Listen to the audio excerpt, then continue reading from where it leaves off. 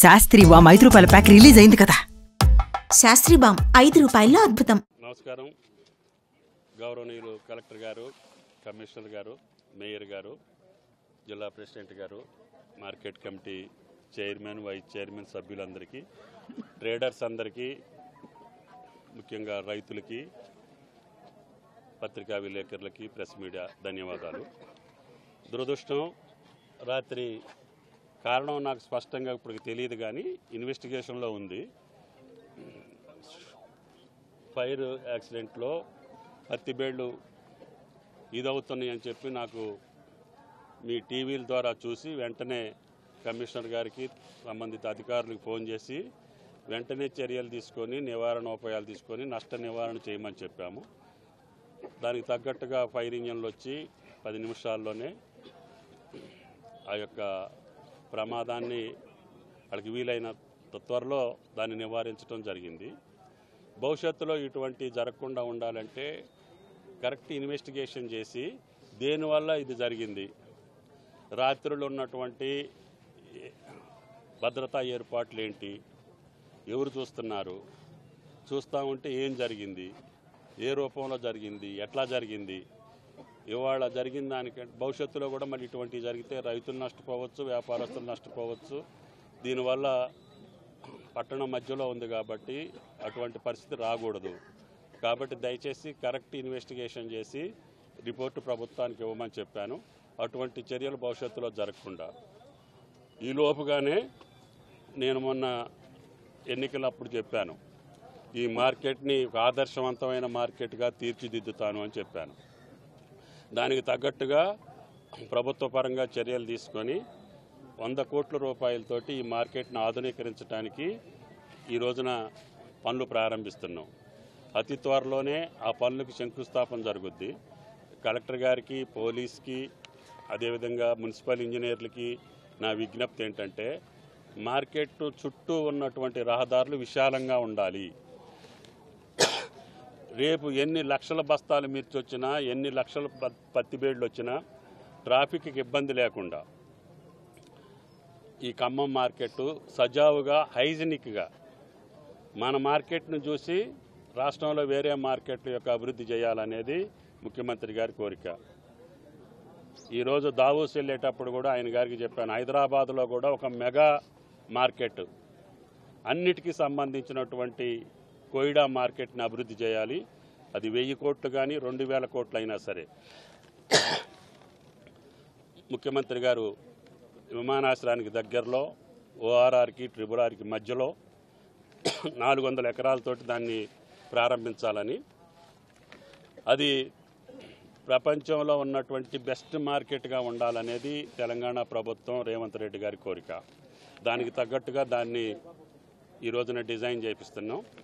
ఈ లోపల జిల్లా మార్కెట్లు వరంగల్ కావచ్చు, నిజామాబాద్ కావచ్చు, పెద్ద పెద్ద మార్కెట్లు అన్నిటికీ కూడా ఒక ప్రాజెక్ట్ రిపోర్ట్ తయారు చేసి రైతులకి సౌకర్యంగా ఉండాలి, వ్యాపారస్తులకి సౌకర్యంగా ఉండాలి.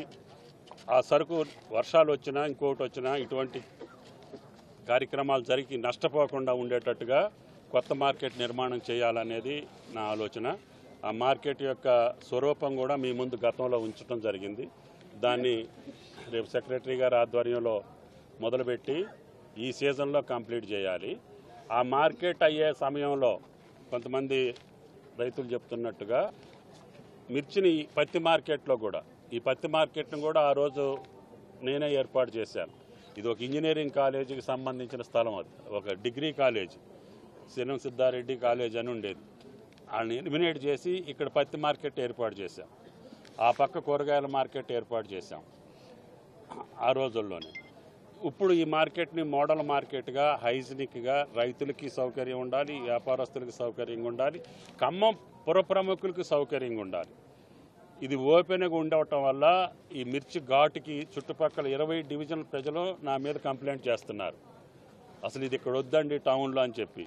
కానీ కొంతమంది ఇక్కడ ఉండాలని చెప్తున్నారు. సరే, ఏదేమైనా సరే దీనికి బదులుగా మద్దులపల్లిని శాంక్షన్ చేసి అక్కడ కొత్త మార్కెట్ ఏర్పాటు చేస్తున్నా.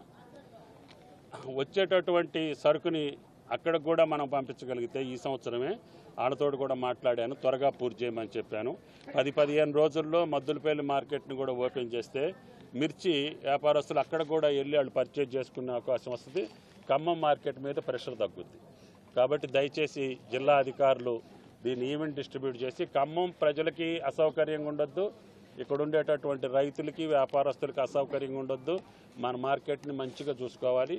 ఈ జరిగిన ఇన్సిడెంట్కి సంబంధించి కమిషనర్ గారు ఎంక్వైరీ చేసి ఇన్వెస్టిగేట్ చేసి కారణం కనిపెడితే మళ్ళీ అటువంటి పునరావృతం కాకుండా చూడాల్సిన బాధ్యత మార్కెట్ అధికారుల మీద, జిల్లా యంత్రాంగం మీద ఉంటుంది.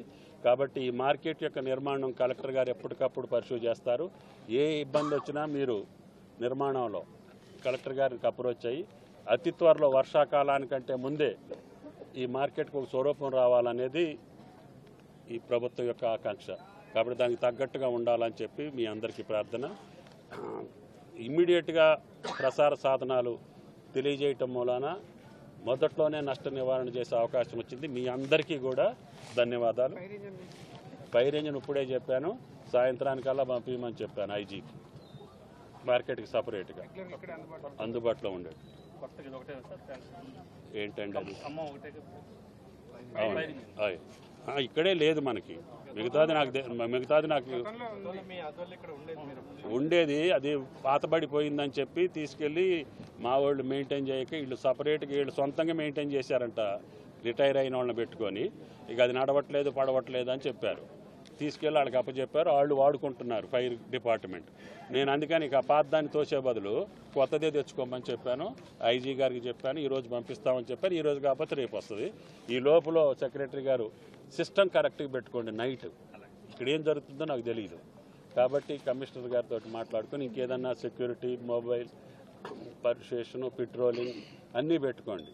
ఎందుకంటే నా బోటు ఉచ్చులోడు వచ్చి కూడా ఏదో ఒకటి చేస్తారు, అటు జరగకుండా చూసుకోవాలి. Okay, thank you.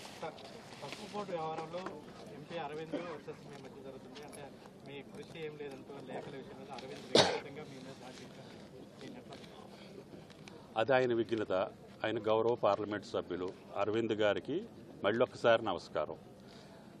నేను వ్యవసాయ మంత్రిని. నేను అయిన తర్వాత గత ప్రభుత్వంలో వాళ్ళు ఇచ్చిన వాగ్దానం, ప్రధానమంత్రి గారు ఇచ్చిన వాగ్దానాన్ని అమలు చేయమని చెప్పి విజ్ఞప్తి చేశాను.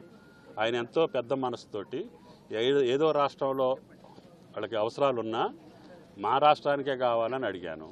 మా రాష్ట్రంలో కూడా నిజామాబాద్ రైతులకే కావాలని విజ్ఞప్తి చేశాను. ఆయన పెద్ద మనసుతోటి ఇచ్చారు. నా రైతులకి, నా పసుపు రైతులకి, నిజామాబాద్ రైతులకి మేలు జరిగింది కాబట్టి ప్రధానమంత్రి గారికి ధన్యవాదాలు తెలియజేశా.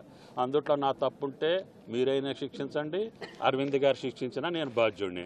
ఆ పెద్ద మనిషిని పార్లమెంటు సభ్యుడు కాబట్టి నేను గౌరవంగా మాట్లాడతా. ఆయన గౌరవం, ఆయన మర్యాద ఆయన ఇష్టం. Thank you.